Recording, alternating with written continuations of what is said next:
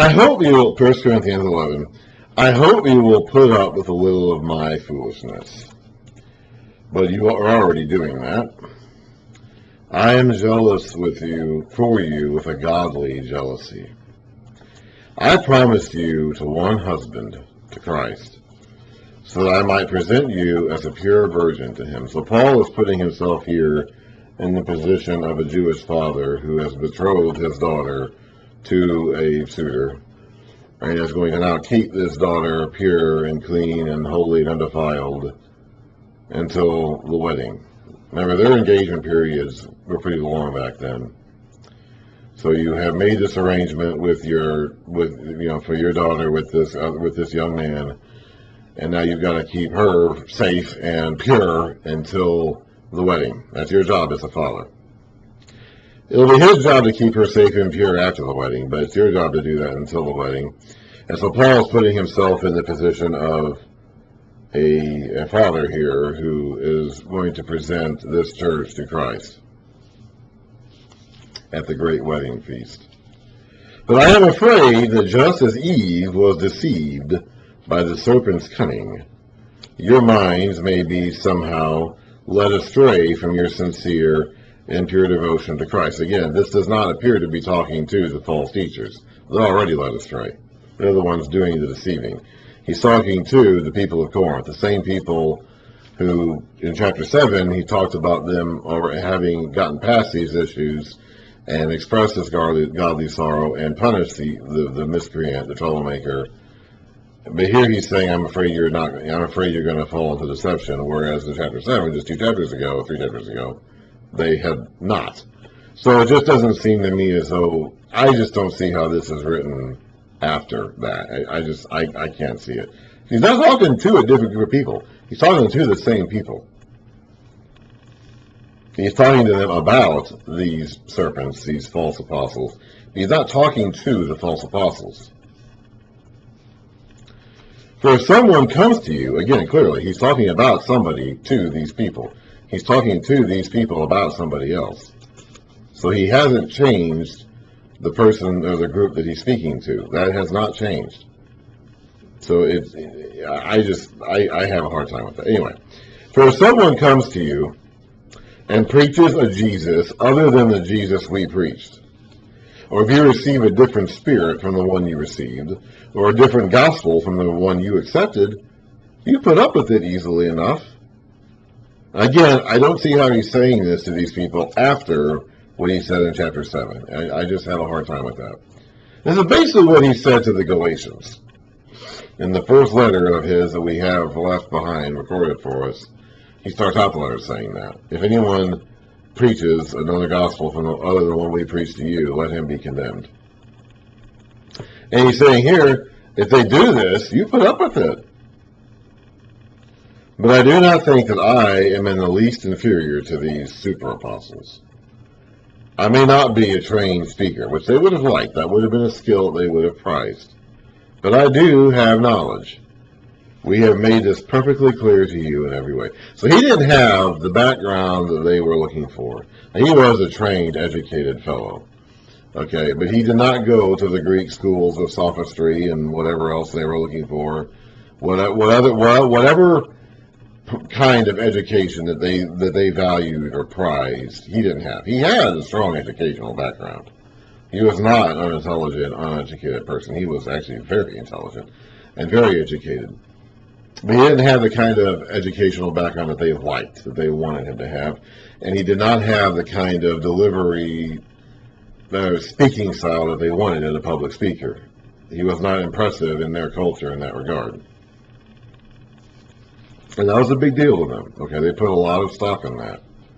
They put a lot of stock in these superficial qualities of speaking and background, and he didn't have those. He didn't match those.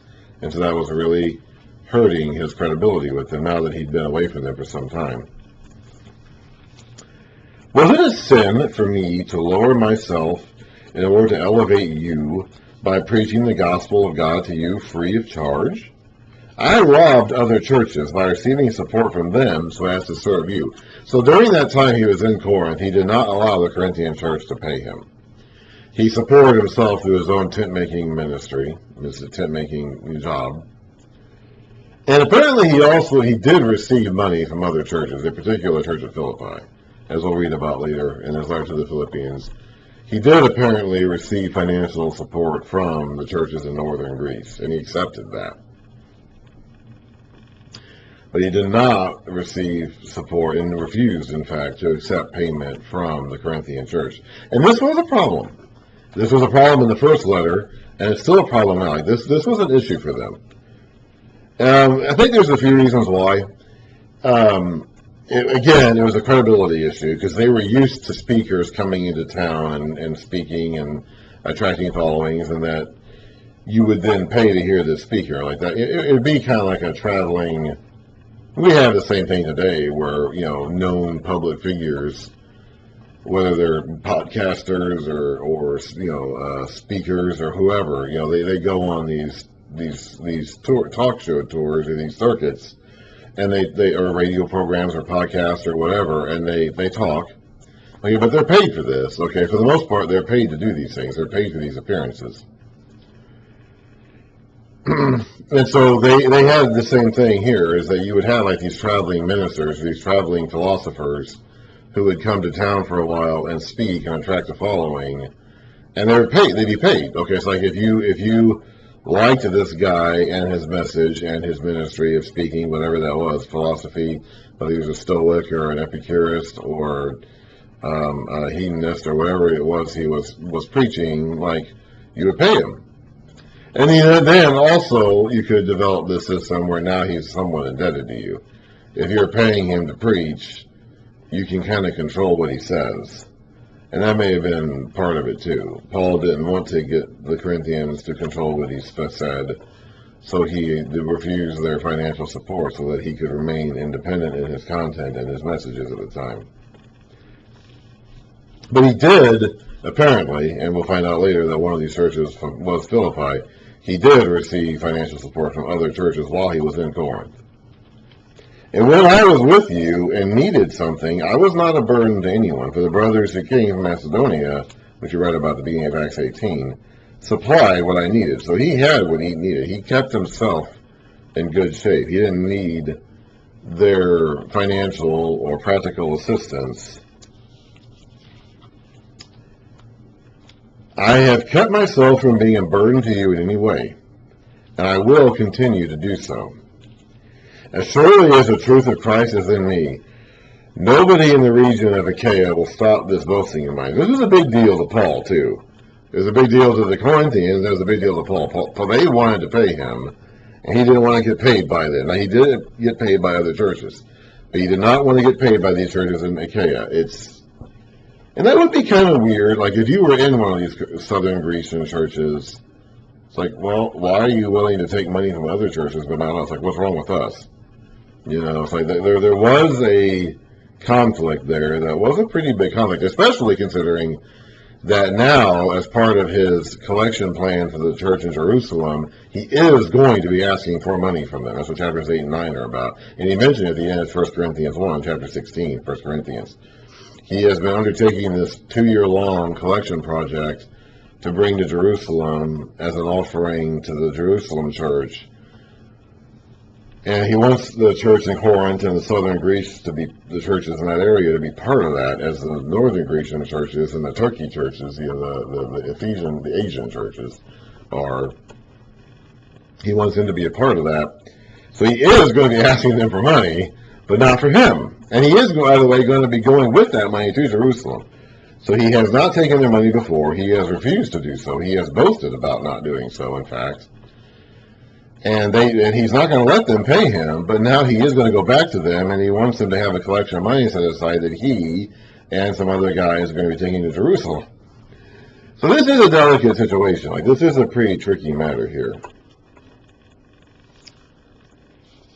As surely as the truth of Christ is in me, nobody in the regions of Achaia will stop this boasting of mine. Why? Because I do not love you? God knows I do.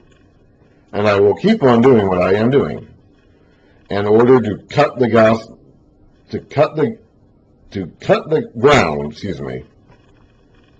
out out from under those who want an opportunity to be considered equal with us in the things they boast about.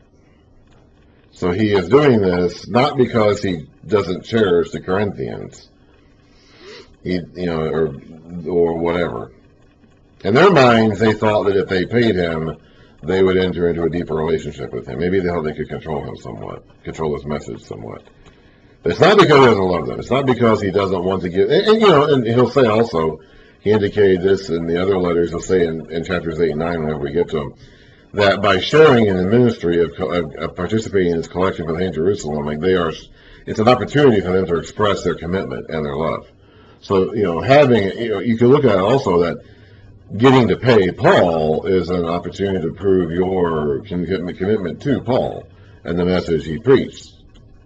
So, not him not letting you do that is kind of cutting you off from that opportunity. But it's not because he doesn't love them.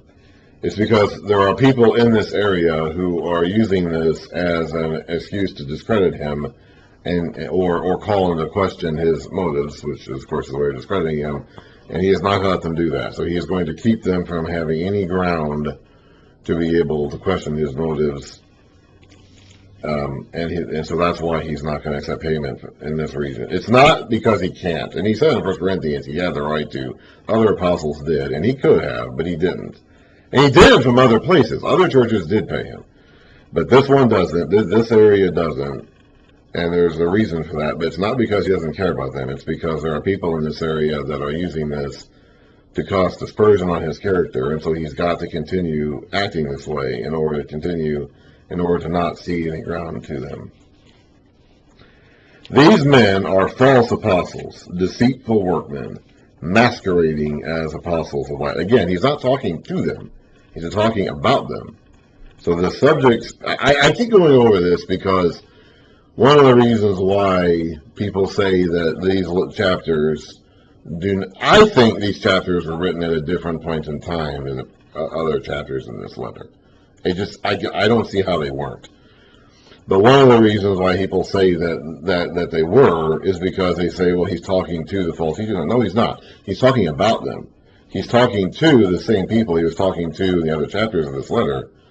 But he's talking about the false apostles. He's not talking to the false apostles. He's talking about them. So he's not saying that you are false apostles, deceitful workmen, masquerading as apostles. He's saying that these men are, such men are, these people who are in your midst doing this. And no wonder, for Satan himself masquerades as an angel of light. It is not surprising then if his servants masquerade as servants of righteousness. He's calling these guys servants of Satan. He's saying these guys aren't just mistaken or misguided. These guys are outright deceitful workmen who are working for Satan. Their end will be what their actions deserve.